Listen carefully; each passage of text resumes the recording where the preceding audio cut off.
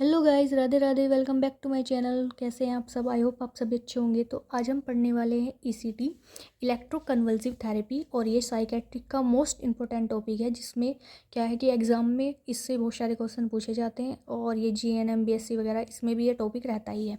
तो चलिए स्टार्ट करते हैं। जो इलेक्ट्रोकन्वल्सिव थेरेपी है, इसको अदर नेम से भी जानते हैं, जैसे कि it is also known as physical therapy के नाम से जानते हैं, सोमैटिक थेरेपी के नाम से जानते हैं, और शॉक थेरेपी के नाम से हम इसको जानते हैं। इसको दिया किसने था? It is given by Binny and सर्लेटी इन 1938। ठीक है, तो 1938 में इन्होंने इसे दिया था। In which produce grand mal seizure by apply electrodes on the temporal regions. तो इसमें हम क्या करते हैं कि इसमें प्रोड्यूस किया जाता है ग्रैंड माल सीजर को, और अप्लाई किया जाता है इलेक्ट्रोड्स को टेम्पोरल लोब या टेम्पोरल रीजन्स पे। इंडिकेशन हम कब कब इसको दे सकते हैं, किस सिचुएशन में दे सकते हैं, वो देखते हैं। तो मोस्ट कॉमन इंडिकेशन है इसका, एग्जाम में क्वेश्चन भी आएगा कि मोस्ट कॉमन इंडिकेशन ईसीटी का क्या है, तो वो है सीवियर डिप्रेशन। तो सीवियर डिप्रेशन वाले पेशेंट को हम इसे देते हैं। और सीवियर डिप्रेशन वाला भी वो पेशेंट जिसको क्या हो, सुसाइडल आइडियाज़ आ रहे हो उसमें। देन सिजोफ्रेनिया में देंगे। और कौन से? पैरानोइड और कैटाटोनिक। तो सिजोफ्रेनिया भी बहुत सारे टाइप्स होते हैं, तो उसमें पैरानोइड और कैटाटोनिक में हम इसको यूज़ करेंगे। कैटाटोनिक में दो टाइप्स होते हैं, स्टूपर और एक्साइटमेंट। तो स्टूपर वाले पेशेंट को हम देंगे। और फिर है बाइपोलर अफेक्टिव डिसऑर्डर में इसको दिया जाता है मेलिन मेनिया, क्योंकि बाइपोलर में दो आते हैं, डिप्रेशन और मेनिया, दो डिसऑर्डर आते हैं। तो मेनिया वाले पेशेंट को हम इसमें दे सकते हैं। पोस्टपार्टम साइकोसिस यानी प्रेगनेंसी के बाद ये सिचुएशन देखने को मिलती है, तो उसमें भी हम दे सकते हैं। पोस्ट ट्रोमेटिक स्ट्रेस डिसऑर्डर, ये भी एक कंडीशन होती है, ठीक है, तो इसमें भी हम इसको दे सकते हैं। Then ECT not effective in simple और हैवी फ्रेनिक स्किज़ोफ्रेनिया। तो ईसीटी मतलब इफेक्टिव नहीं होगी किसमें? सिंपल और जो हैवी फ्रेनिक स्किज़ोफ्रेनिया है उसमें इफेक्ट नहीं करती। देन बात करते हैं कॉन्ट्रा इंडिकेशन की। तो कॉन्ट्रा इंडिकेशन भी दो टाइप से होते हैं, एब्सोल्यूट एंड रिलेटिव्स। तो जो एब्सोल्यूट होते हैं इसमें क्या होगा, अगर इंट्रा ओकुलर प्रेशर यानी आईओपी जो प्रेशर है अगर वो हाई होगा, इंक्रीज होगा, तो हम ईसीटी नहीं देंगे। और measurement by the help of tonometry. तो ये जो होता है ना ओक्यूलर प्रेशर, इसका जो नॉर्मल प्रेशर होता है वो होता है 8 से 21 mmHg। अगर इससे ज़्यादा होगा तो हम नहीं देंगे, और इसको हम मेज़र करते हैं टोनोमेट्री से, ठीक है। देन सेकंड कंडीशन है इंट्रा सेरेब्रल प्रेशर। अगर इंट्रा सेरेब्रल प्रेशर भी इंक्रीज़ है तो भी हम पेशेंट को ईसीटी नहीं देंगे। और ये इसका जो नॉर्मल प्रेशर होता है वो होता है 5 से 15 mmHg। अगर इससे अबव है तो हम नहीं देंगे। और इसको measurement by help of manometer, इसको मेज़र किया जाता है मैनोमीटर से। देन थर्ड कंडीशन है हेमरेजिक डिसऑर्डर या फिर ब्लीडिंग डिसऑर्डर अगर पेशेंट को है तो भी हम इसको नहीं देंगे। और फोर्थ है पेसमेकर। अगर किसी पेशेंट को पेसमेकर लगा है, जिससे कि हार्ट ब्लॉक हो जाता है, तो पेसमेकर वगैरह अगर लगा है पेशेंट को तो भी हम इसको नहीं देंगे। एब्सोल्यूट वो वाली सिचुएशन है जिसमें हमें देनी ही नहीं है ईसीटी। रिलेटिव्स में वो वाली कंडीशन आ जाएंगी कि हम दे भी सकते हैं और नहीं भी दे सकते हैं। जैसे कि ओल्ड एज, हम दे भी सकते हैं नहीं भी दे सकते हैं। जैसे फ्रैक्चर हो गया, अगर हाथ में पैर वगैरह में अगर फ्रैक्चर है तो हम बेसिकली वैसे तो नहीं देंगे लेकिन दे भी सकते हैं। तो ये वाली कंडीशन है। मायोकार्डियल इन्फाक्शन है, हाइपरटेंशन है और प्रेगनेंसी, ये सारी आ जाएंगे रिलेटिव्स में। अब बात करते हैं हम करंट यूज़ कितना करते हैं ईसीटी में। तो बेसिकली वो करते हैं हम 70 से 130 वोल्ट, ठीक है। और वैसे बुक वगैरह में 70 से 120 भी दिया गया है, बट ये भी नॉर्मल ही होता है। और 200 से 1600 मिली एम्पेयर, ठीक है। टाइम ड्यूरेशन की बात करें 0.6 से 1 सेकेंड इसका टाइम ड्यूरेशन होता है। और अगर किसी पेशेंट के जो सिक्रेशन है वो थिक आ रहा हो तो हम इसका जो ड्यूरेशन है वो बढ़ा भी सकते हैं, 1.2 सेकेंड तक बढ़ा सकते हैं, ठीक है। Type of ECT. ईसीटी के टाइप की बात करें तो इसके दो टाइप होते हैं, according to placement of electrodes और अकॉर्डिंग टू मेथड या फिर टेक्निक्स, ठीक है। तो जो प्लेसमेंट के अकॉर्डिंग होता है वो होता है यूनिलेटरल और बायलेटरल, ठीक है। यूनिलेटरल में क्या होगा, इट इज़ लेस कन्फ्यूजन, ये लेस कन्फ्यूजन होती है, कन्फ्यूजन नहीं होता ज़्यादा पेशेंट को, और लेस इफेक्टिव भी होता है, इसका कोई इतना इफेक्ट भी नहीं पड़ता, और ये रेयर यूज़ होती है, ठीक है। बायलेटरल क्या है, मोर कन्फ्यूजन है एंड मोर इफेक्टिव है, इसका ज़्यादा इफेक्ट होता है, और मोस्ट कॉमन यूज़ यही की जाती है बायलेटरल, ठीक है। अकॉर्डिंग टू मेथड की बात करें तो एक डायरेक्ट होती है और एक इनडायरेक्ट होती है, और जो इनडायरेक्ट होती है उसको हम मॉडिफाइड भी बोलते हैं, और बेसिकली ज़्यादातर ये मॉडिफाइड के नाम से ही आती है। फिर बात करते हैं साइट और प्लेसमेंट ऑफ इलेक्ट्रोड्स। तो भाई इसमें क्या होगा, एक ड्रॉ करते हैं हम, इमेजरी लाइन को ड्रॉ करते हैं बिटवीन आउटर कैंटस ऑफ आई और ईयर ट्रिगर से। तो ईयर ट्रिगर से हम क्या, ट्रिगर तक हम क्या करेंगे, एक लाइन ड्रॉ करते हैं, इमेजरी लाइन आउटर कैंटस ऑफ आई से लेके ईयर ट्रिगर तक, ठीक है। आफ्टर डैट सिलेक्ट करते हैं, एक मिड पॉइंट सिलेक्ट कर लेते हैं हम, और उससे फिर क्या करते हैं, 1 से 1.5 inch above the imagery line, जो हमने इमेजरी लाइन ड्रॉ की है उससे 1 से 1.5 इंच अबव हम क्या करते हैं, इलेक्ट्रोड्स को प्लेस करते हैं, ठीक है, टेम्पोरल रीजन पे, ठीक है। अभी जो हमने यूनिलेटरल और बाइलेटरल पढ़े थे, इनको थोड़ा डिटेल में पढ़ते हैं। In which both electrode apply on the one side temporal region. तो भाई जो यूनिलेटरल है उसमें क्या होता है, जो भी बोथ इलेक्ट्रोड यानी दोनों जो इलेक्ट्रोड्स होते हैं उनको हम अप्लाई करते हैं वन साइड, ठीक है, एक तरफ टेम्पोरल रीजन पे अप्लाई करेंगे। Both electrodes apply dominant hand side, और ये हम करते हैं जो पेशेंट का डोमिनेंट हैंड साइड होगा ना, वहाँ पे हम इसको अप्लाई करते हैं उस साइड में। बायलेटरल की अगर हम बात करें, in which apply electrodes in the both side of temporal region. तो उसमें हम क्या करेंगे कि जो भी इलेक्ट्रोड्स होते हैं बोथ साइड अप्लाई करते हैं, इस वाले में वन साइड करेंगे, उसमें दोनों साइड अप्लाई करेंगे। कहाँ पे करना है, टेम्पोरल रीजन्स पे।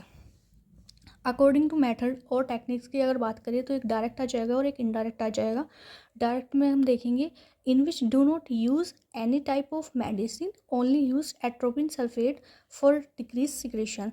तो जो डायरेक्ट होते हैं उसमें हम किसी भी मेडिसिन का यूज़ नहीं करते, इसमें सिर्फ एक मेडिसिन का यूज़ करते हैं, एट्रोपिन सल्फेट का। वो भी हम इसलिए करते हैं कि जो पेशेंट को सिक्रेशन आते हैं वो डिक्रीज करने के लिए। इनडायरेक्ट या मॉडिफाइड, इसको मॉडिफाइड बोला ही इसलिए गया है क्योंकि हम इसमें क्या करते हैं, कुछ ड्रग्स का यूज़ करते हैं। In which use atropine sulphate, in which use करेंगे शॉर्ट एक्टिंग मसल रिलैक्सेंट। तो इसमें जो ड्रग्स का हम यूज़ करेंगे वो है शॉर्ट एक्टिंग मसल रिलैक्सेंट, और साथ में एट्रोपिन सल्फेट का भी हम यूज़ करेंगे, ठीक है। और जो एग्जांपल है ड्रग्स का वो होती है शोकुल ड्रग होती है, उसमें भी कौन सी, सुसिनाइड क्लोरीन, ठीक है। तो ये इस ड्रग का नाम है बेसिकली, मतलब मोस्ट कॉमन जो यूज़ की जाती है वो यही है। एंड यूज़ एनेस्थेटिक एजेंट, और एनेस्थेटिक एजेंट का भी हम इसमें यूज़ करते हैं, उसमें हम करेंगे थियो फेंटोन सोडियम, ठीक है। देन कुछ इंपॉर्टेंट बात देखते हैं, जैसे कि 3 ECT प्रोवाइड इन 1 वीक। तो एक हफ्ते में हम 3 ECT ही प्रोवाइड करते हैं, ठीक है। ECT provide in alternative days, alternative days यानी एक दिन छोड़ के एक दिन हम ECT अप्लाई करते हैं, ऐसा नहीं है कि हम डेली ही अप्लाई करेंगे। और इन BAPD यानी बाइपोलर अफेक्टिव जो डिसऑर्डर हैं उस कंडीशन यानी मीनिया वाली कंडीशन में हम जो टोटल ECT देते हैं वो देते हैं 6 से 8 ECT, ठीक है। और अगर सिजोफ्रेनिया का पेशेंट है उसको हम मैक्सिमम 25 ECT देते हैं, ठीक है। और 12 ECT देने के बाद जो सिजोफ्रेनिया वाला पेशेंट होता है उसमें इफ़ेक्ट दिखाई देता है, ठीक है। अगर 25 ECT हमने दे दी पेशेंट को, उसके बाद भी इफ़ेक्ट नहीं दिखाई दिया, तो इंडिकेट करता है कि क्या है, रेजिस्टेंस अगेंस्ट ETC। तो जो सिजोफ्रेनिया वाला पेशेंट है यानी कि उसे क्या हो गया, रेजिस्टेंस हो गया है अगेंस्ट ETC, अगर 25 ECT देने के बाद भी उसको रिलीव नहीं मिल रहा है तो, ठीक है। और मैक्सिमम 25 ECT ही देते हैं। अब बात करते हैं नर्सिंग रिस्पॉन्सिबिलिटी की, जो कि मोस्ट इम्पोर्टेंट है। तो सबसे पहले आता है ECT देने से पहले हम क्या क्या करेंगे। तो फर्स्टली टेक कंसर्ट। तो सबसे पहले हमें कंसर्ट लेना है। अगर माइनर एज है तो रिलेटिव से ले लेंगे, मेजर एज है तो सेल्फ क्लाइंट। अगर वो देने के लिए थोड़ा ऐसा लग रहा है कि पेशेंट दे सकता है, ठीक है, खुद में इतना कॉन्शियस है वो, तो ही हम उससे लेंगे। अदरवाइज़ हम क्या करेंगे, मोस्टली हम क्या करते हैं, रिलेटिव से ही लेते हैं। लेकिन ये तो थोड़ा बुक में दिया हुआ है इसलिए मैंने मेंशन कर दिया है कि उसमें अलग अलग दिया है कि अगर माइनर एज है तो रिलेटिव्स लेंगे, मेजर एज है तो अगर सेल्फ क्लाइंट यानी खुद भी ले सकता है तो हम क्लाइंट से ही कंसल्ट ले सकते हैं। Then check the all blood reports, MRI, X-ray, CT scan of the client. तो सबसे पहले हमें क्या करें, उसकी जो भी रिपोर्ट्स होंगी, ब्लड रिपोर्ट्स, MRI, एक्सरे वगैरह, CT स्कैन, वो हमें सारी डिटेल्स में देखनी है, क्योंकि उसमें हमें पता लगेगा कोई और कंडीशन तो नहीं है, ठीक है, कोई ब्रेन में इंजरी नहीं है, कोई हेड इंजरी वगैरह, सब चीज़ें का हमें पहले देखना है, सारी चीज़ें देखनी है, ब्लड रिपोर्ट्स वगैरह देखनी है, BT टाइम वगैरह, PT टाइम वगैरह सब देख के तभी हमें क्या करना है, आगे बढ़ना है। उसके बाद कि अगर रिमूव द नेल पॉलिश, अगर कोई फीमेल है तो अगर नेल पॉलिश लगाई हो तो वो हमें रिमूव करनी है। और कोई भी लिपस्टिक वगैरह है लिप्स पे वो भी हमें रिमूव कर देनी है। और इसे हम क्यों रिमूव कर रहे हैं, हमें पता चलता है साइनोसिस के बारे में, ठीक है, साइनोसिस का पता चलता है। Then instruct the client for empty urine bladder. तो हमें क्या करना है, क्लाइंट को ध्यान रखना है कि इम्पेटी ब्लैडर हो, ठीक है। Remove all artificial denter, denture वगैरह तो नहीं है उसके, कोई दांत वगैरह तो वो रिमूव करवा देने हैं। कोई ज्वेलरी है आर्टिफिशियल वो भी हमें रिमूव करा देनी है ECT से पहले। Then wash the hair of client and dry the hair and tie up of the hair. तो हमें क्या करना है, हेयर को वॉश करना है और उन्हें ड्राई करना है और टाई अप यानी अच्छे से बांध देना है ECT देने से पहले, ठीक है। Wear loose clothes for the client. तो हमें ढीले ढाले कपड़े पेशेंट को पहनाने हैं, ऐसा नहीं है कि टाइट क्लोथ्स या जिनमें वो आया उसी में हमने ECT दे दी, नहीं, हमने अपनी तरफ से क्या है लूज क्लोथ्स पहनाने हैं। तो ये जो सारी रिस्पॉन्सिबिलिटी थी ये थी ECT देने से पहले। तो अब देखते हैं ड्यूरिंग ECT हम क्या करते हैं। तो provide supine position to the client, हमें क्या करना है, क्लाइंट को सुपाइन पोजीशन देनी है और अप्लाई करना है pillow under the head and lumbar region. तो एक पिलो भी अप्लाई करना है हेड के अंदर और लंबर रीजन, ताकि क्या हो, प्रिवेंट कर सकते हैं लंबर फ्रैक्चर ना हो पेशेंट को, क्योंकि बहुत चांस हो जाते हैं कि लंबर फ्रैक्चर हो जाता है कई बार ECT देने पर। तो उससे हमें क्या करना है, प्रिवेंट करना है। सीजर की जो इंटेंसिटी है वो चेक करनी है। बाय अप्लाई हम क्या करेंगे, BP कफ अप्लाई कर सकते हैं।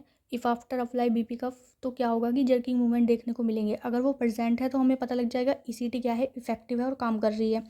माउथ गैग रिफ्लेक्स का यूज़ करेंगे ताकि क्लाइंट टंग बाइट ना कर ले उसके लिए। O2 थेरेपी भी हम यानी ऑक्सीजन थेरेपी हम दे सकते हैं, जब अगर पेशेंट को नीड है तभी हम देंगे, ऐसा नहीं है कि ECT भी दे रहे हैं और ऑक्सीजन थेरेपी भी दे रहे हैं, ठीक है। पोस्ट ECT हमें क्या करना है, firstly provide lateral position to the client. तो सबसे पहले हमें क्या करना है, लेटरल पोजीशन देनी है क्लाइंट को, प्रिवेंट करना है सिक्रीशन से। एस्पिरेट, ताकि वो एस्पिरेट ना कर ले, ठीक है। अगर पेशेंट जो एस्पिरेट कर लेगा ना सिक्रीशन को, क्योंकि वे बहुत ज़्यादा थिक सिक्रीशन होते हैं, अगर पेशेंट ने एक्सपिरेट कर लिया तो क्या हो गया, जान भी जा सकती है पेशेंट की। देन रीओरिएंट द क्लाइंट को रीओरिएंट कराएंगे, क्योंकि इसमें क्या होता है ना, मेमोरी थोड़ा लॉस सी हो जाती है। तो टाइम पहले इस पर्सन से हमें क्या कराना है, रीओरिएंट कराना है क्लाइंट को। और early ambulant the client for assist any type of abnormality. तो हमें जल्दी ही क्या करना है, एम्बुलेट कर देना है क्लाइंट को, और कोई भी अबनॉर्मलिटी ना हो वो चीज़ हमें देखनी है, असिस्ट करनी है। Given firstly sip of water, और सबसे पहले हमें पेशेंट को एक वाटर की सिप देनी है, ठीक है। अब बात करते हैं कॉम्प्लिकेशन ऑफ ECT। तो कॉम्प्लिकेशन क्या क्या हो सकते हैं ECT के। सबसे पहला तो है कन्फ्यूजन हो सकता है उसको, रेट्रोग्रेड एमनीशिया हो सकता है, यानी कि रेट्रोग्रेड एमनीशिया जब मैं मेमोरी पढ़ाऊंगी तब पढ़ाऊंगी। इसमें क्या होगा कि जो पेशेंट पहले उसकी जो भी घटना घटी है उसके जीवन में वो भूल सकता है, ठीक है, यानी ECT से पहले होने वाली। और फ्रैक्चर हो सकता है, मोस्ट कॉमन मैंडिबल फ्रैक्चर हो जाता है इसमें, तो फ्रैक्चर हो सकता है कॉम्प्लिकेशन में। और ब्रेडिकार्डिया हो सकता है, क्योंकि ब्रेडिकार्डिया इसलिए होगा क्योंकि हम मसल रिलैक्सेंट ड्रग दे रहे हैं, कि तो उसकी वजह से क्या होगा, मसल रिलैक्सेंट हो जाएंगी पूरी बॉडी की, तो हार्ट की भी होंगी, उसकी वजह से हमें ब्रेडिकार्डिया कंडीशन देखने को मिलेगी। तो ये था हमारा ECT का टॉपिक। आपको समझ में आया हो तो प्लीज़ वीडियो को लाइक करें, कमेंट करें और सब्सक्राइब करें। और कोई भी टॉपिक आपको अगर समझना हो तो आप कमेंट में लिख के मुझे बता दें, मैं वही टॉपिक लेके आऊँगी। Thank you so much guys, आज के लिए इतना ही। राधे राधे।